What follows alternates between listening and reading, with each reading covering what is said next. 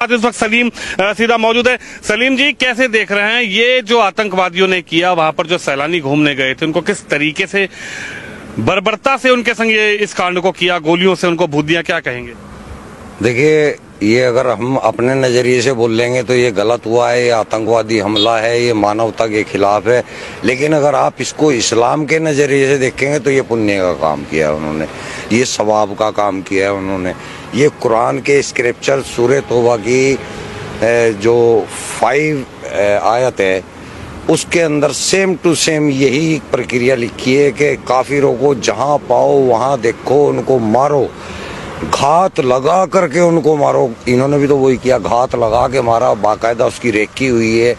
घात इस्लाम में ही लिखा है, कुरान में ही लिखा है किस तरीके से निहत्थे लोगों को इस तरीके से देश के वासियों को भून दिया जाए, उनको मार दिया जाए? आइए, मैंने कुरान की तो आपको आयत बताई है, जो सूरह तौबा है, कुरान की 9वीं सूरह है और उसकी 5वीं आयत है।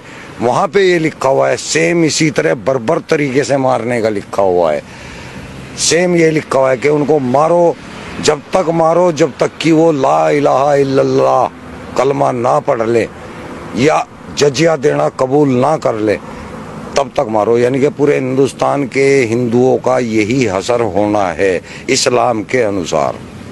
इस्लाम के अंदर अल तकिया नाम की चीज होती है, आपने सुना होगा अल तकिया। अल तकिया वो चीज है जब इस्लाम के अंदर हमें कोई ऐसा काम करना होता है जो कि सामने लोगों को नाजायज दिख रहा है, तो आपको वहां लोगों को तो नाजायज बताना है, लेकिन काम वो सवाब का करना है आपको। इसको बोला जाता है अल तकिया। तो ये अल तकिया करते हैं, जो कहते हैं ना हिंदू मुस्लिम भाईचारा, ये अल तकिया है, ये कुरान के अंदर है, हदीसों के अंदर है। मुसलमानों को तो, मैं इंडिया के मुसलमानों की बात कर रहा, बाहर के नहीं। मुसलमान इंडिया का जो है वो अनपढ़ है, उसको कुरान के बारे में कोई नॉलेज नहीं है। इसलिए अगर वो भाईचारे की बात कर रहा है तो वो ठीक कर रहा है, लेकिन वो इस्लाम के अनुसार गलत कर रहा है। इस्लाम के अंदर कोई भाईचारा इस टाइप का नहीं है।